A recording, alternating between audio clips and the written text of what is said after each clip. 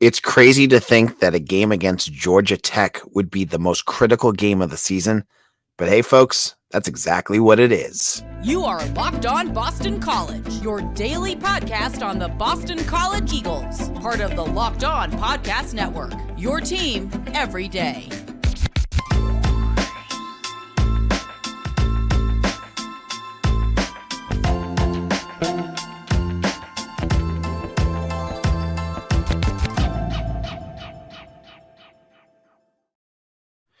Hello, welcome. This is Locked On BC. I'm your host, AJ Black. Today's episode is brought to you by PrizePicks. Check out PrizePicks and their app. We'll talk more about them in a little bit. But today's episode is about this upcoming game, BC against Georgia Tech, the battle of 2 3-3 teams in the ACC. And what I want to explain today is that this game is the most critical game on Boston College's schedule this season, and I'm going to explain why. You may say to yourself, "Why? Okay, 3-3. Why is this the most critical game?" Well, BC has played 6 games already. We've already seen them lose to NIU, play better than anyone expected them to against Florida State, get blown out by Louisville, and a bunch of other games in between where, they haven't been the most dominant in their wins, and they have stuck around in their losses. So what do we expect? Why is this critical? Because Georgia Tech might be the first real peer game that BC is playing this year. Here's why. You played already NIU. Not really. Florida State's way better. Holy Cross, obviously, they're not. Louisville, we saw that they're a ranked team. They're not really a pure team right now. UVA is not. And Army shouldn't be. Georgia Tech is not an elite ACC team. They beat Miami. They forced Miami into 5 turnovers. That's good. Showing they're going in the right direction on their defense, because they demoted their one of their co-defensive coordinators earlier this year because they were 102nd in the country in defensive points allowed. So you're playing a team that has the same record as you. They're flawed like you. This is not a team that is perfect. They're excuse me. Their defense is bad. They've been bad. Their offense is pretty good. So just like BC, they have their ups and downs. This game will dictate how BC looks against peer programs because they have a bunch of them left on their schedule. We talked about this on yesterday's episode. Between Syracuse, Virginia Tech, Pitt, and obviously with Georgia Tech, you have 4 schools that are very much kind of in that same ballpark as you are. You need to, if they go out there, if BC goes out there against Georgia Tech and does what they did to them the last 2 times they played against them, which made Georgia Tech's defense look awful.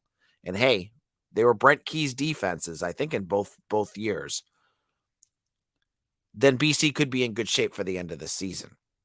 On top of that, if you set your goal up, if your goal for this season was to make a bowl, whether it's 6-6, 7-5, you better hope it's better than 6-6. But let's say your floor is 6-6. Going for, improving to 4-3 with 5 games remaining to win 2 games, it's a much better odds than having to win 3 games with 5 games remaining. So you're going into this game almost in a must-win situation. You don't want to go in there and then end up with a loss.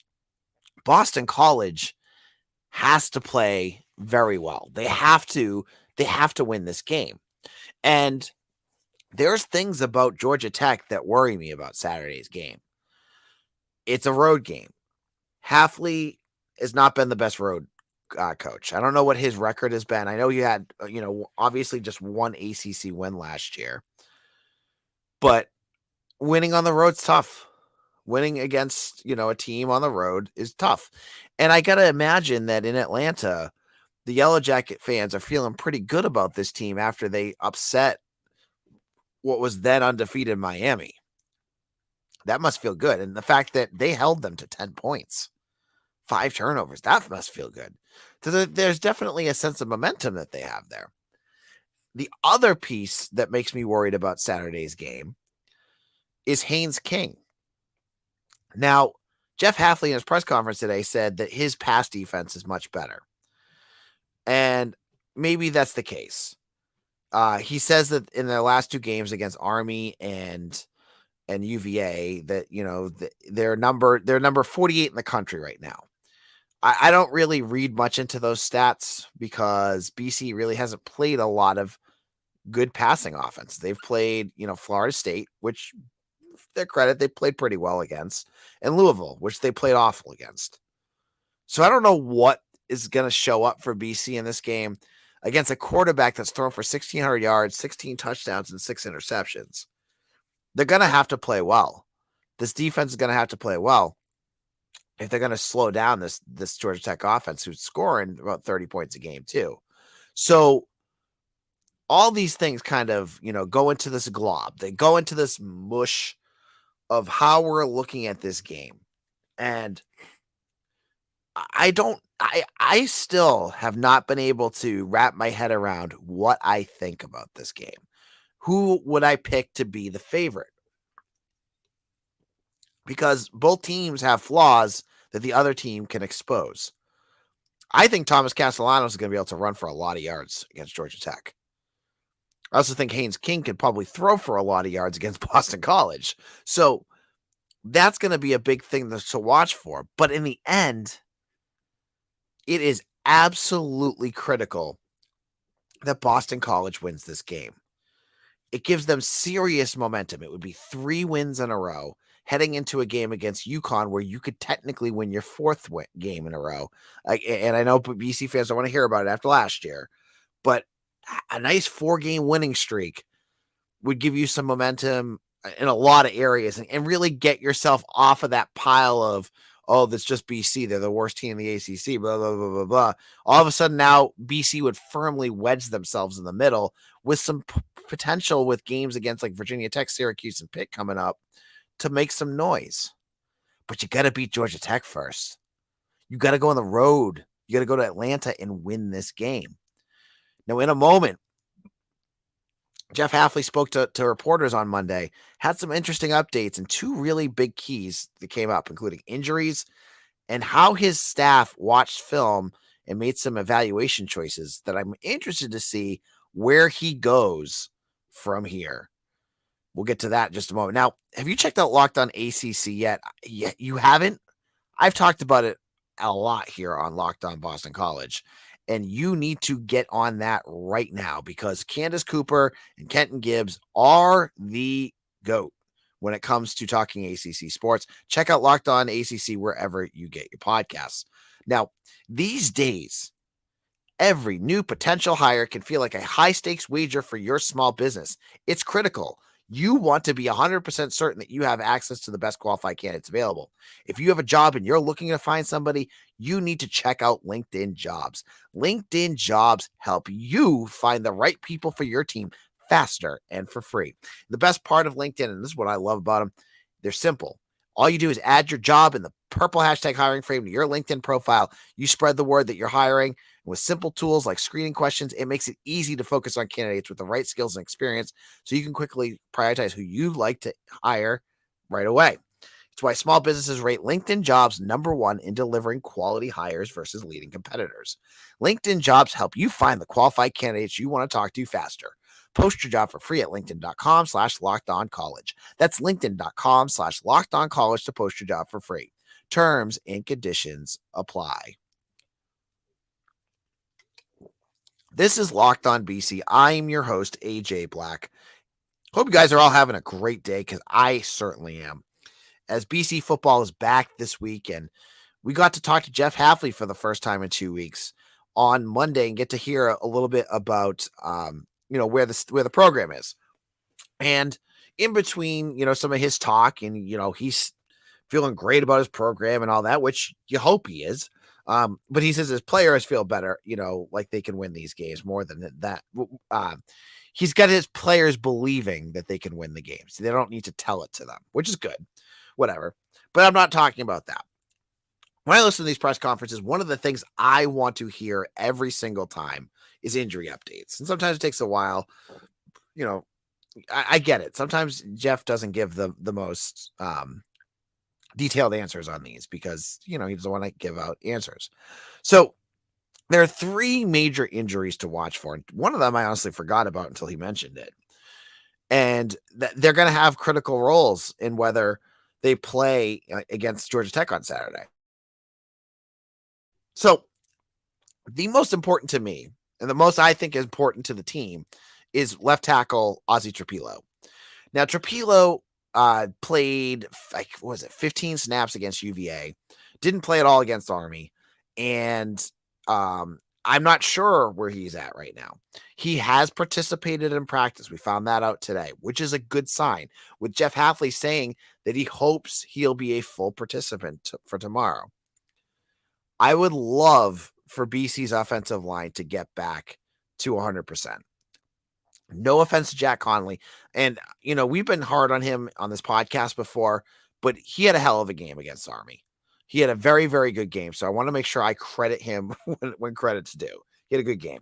But I want Trapilo back. And then Conley can go to the 6th offensive lineman, which he's played at a lot this year.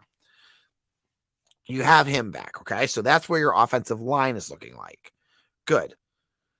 The next one was Ryan O'Keefe, and he had a much more complex answer on where O'Keefe is at.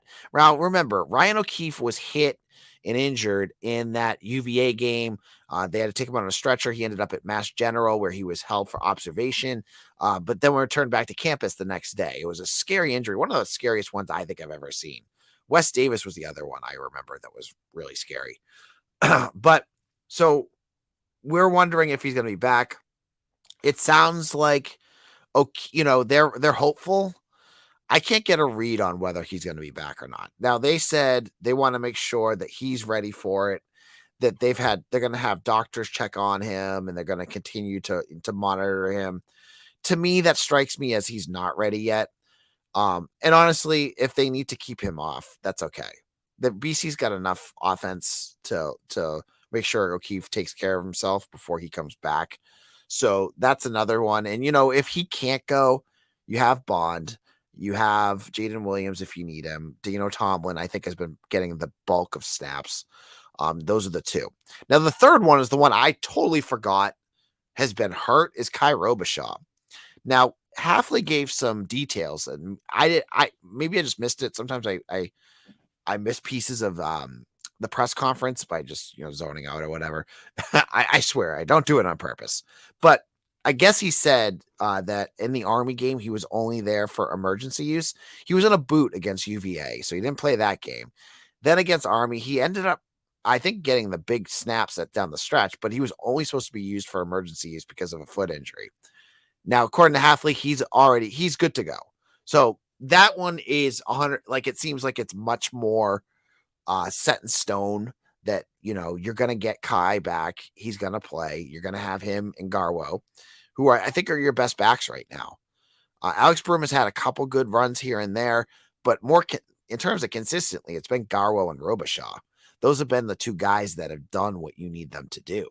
So you got that going. Now, the other piece from the press conference that I wanted to talk about was that what Hafley did during the week off, which was apple picking and pumpkin carving with his kids. No, he did mention that, but that's not what he was getting into. He was saying that he and the staff watched a lot of film. They determined a lot of what scheme things were going well, what schemes weren't going well, what players weren't fitting where things are going in terms of plays. And he said that they're going to probably remove some plays that aren't working. They're going to continue to build upon the plays that are and do the same thing, especially with Thomas Castellanos, some of that as well. So why this is interesting to me is I'm wondering what he meant by like some of the players that are not fitting in. We've seen issues on both sides of the ball with guys making mistakes, whether it's drop passes, on offense, or, defenders, like against Army where their eyes are in the wrong spot. Will this mean that we're going to see more, different guys? Like, I look at a guy like Cam Arnold. He had a tough game against Army at different points. Will he, will they look at maybe someone else to take some of his snaps because it's just not working? Or will Jaden Williams not get to play as much because maybe he's struggling? I'm curious to see what he means by that. Now, one player that he didn't mean by that, and one I was curious, is George Takis. Now, Hafley has been an ardent Takis supporter. We've watched Takis. He's got like 6 catches the whole year. I think he's got more drops than he does catches at this point.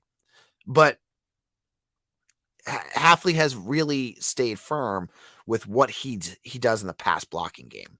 Now, today he said Takis is going to be there, and they're going to try to get him the ball more because they understand the tight end needs to get the ball more. So hopefully that works out. Maybe get him in a rhythm.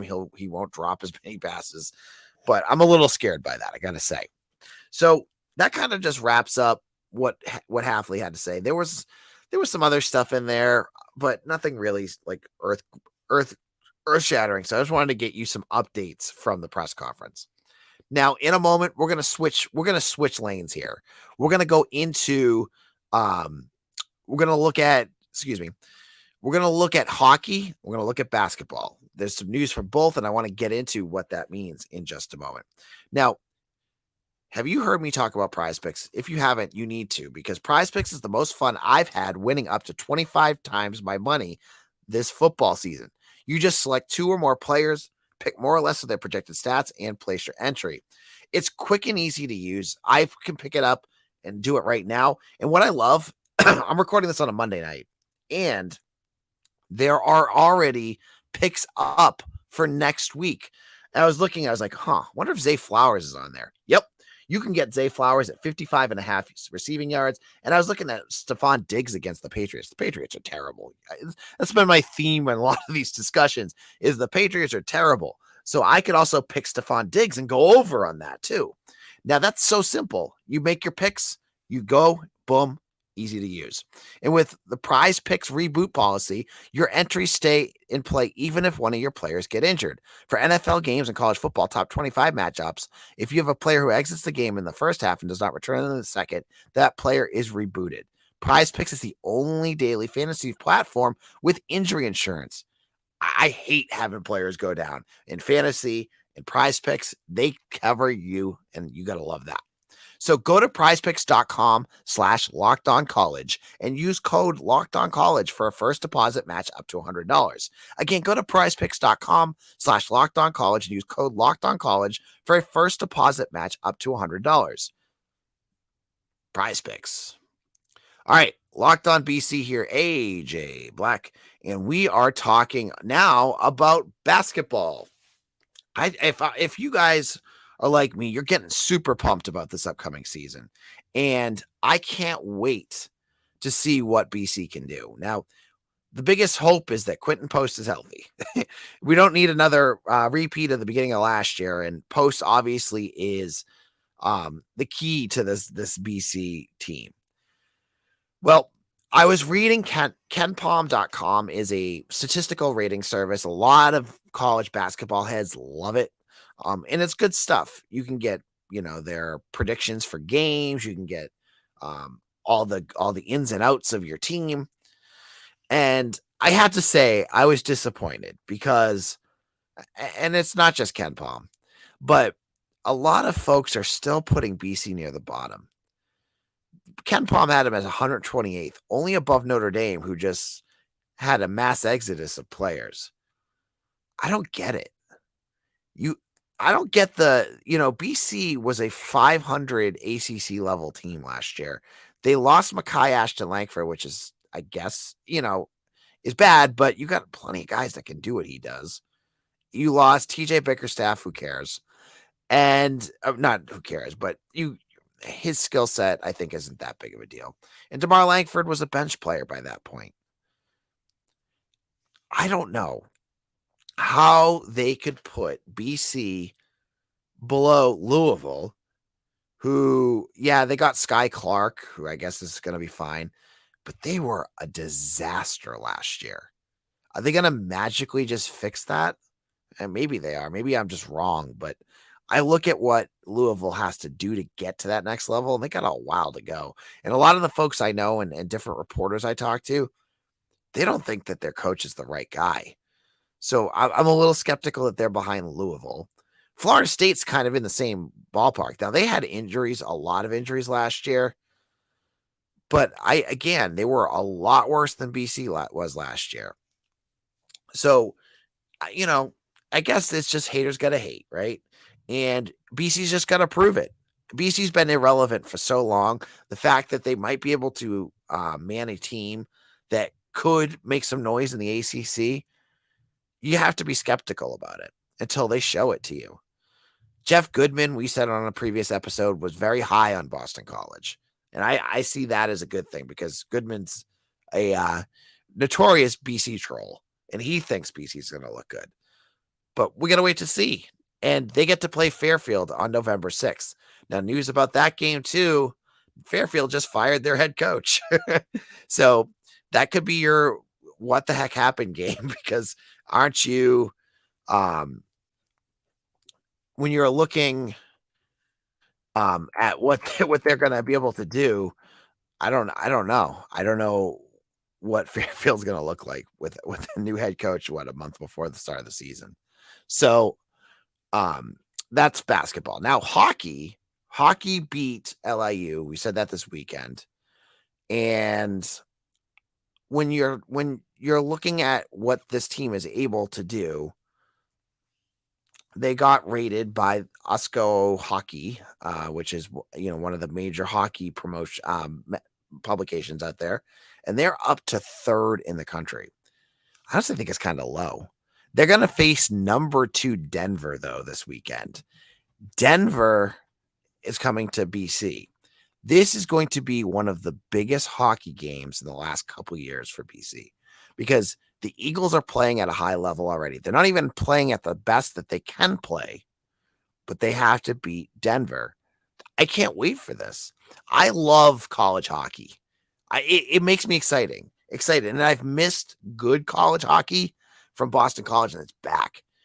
I want to shout out, if you're listening, the students out there that are listening to Locked On BC, because for all the crap that Boston College gets for their athletic program and the malaise of their students and how their students don't care, those students at the LIU game were insane.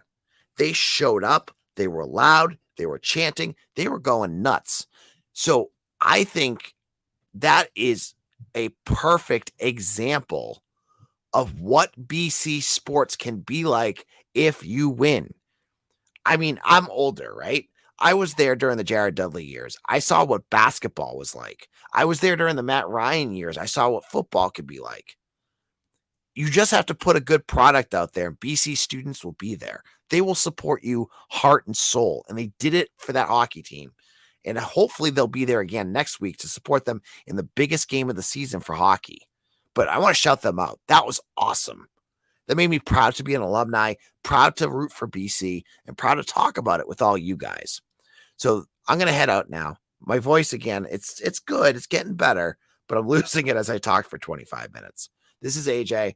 I will see you all again tomorrow as we continue our trek towards the Georgia Tech game. We'll even talk maybe more hockey. I love talking it with you guys. Thank you. Follow me on Twitter at AJBlack247. Hit that like and subscribe button, and we'll see you all again soon. Take care, everyone.